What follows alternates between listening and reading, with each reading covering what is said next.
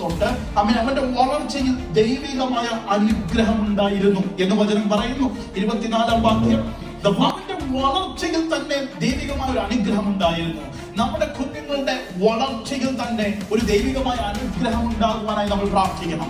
നമ്മുടെ ജോലിയുടെ വളർച്ചയിൽ ഒരു ദൈവികമായ അനുഗ്രഹം ഉണ്ടാകണം. നമ്മുടെ മനസ്സിൽ നമ്മൾ പ്രാർത്ഥിച്ചുകൊണ്ടിരിക്കുന്ന ഏത് വിഷയമായിക്കോട്ടെ അത് വളരണമെങ്കിൽ ദൈവികമായ ഒരു അനുഗ്രഹം അതിൻ്റെ അകത്ത് വേണം. ഇന്ന് പകൽ ദൈവസന്നിധിയിൽ പ്രാർത്ഥിക്കണം, കർത്താവേ വളർച്ചയുടെ എല്ലാ മേഖലകളിലും ദൈവികമായ ഒരു അനുഗ്രഹത്തെ ഞാൻ കാണാൻ ആഗ്രഹിക്കുന്നു.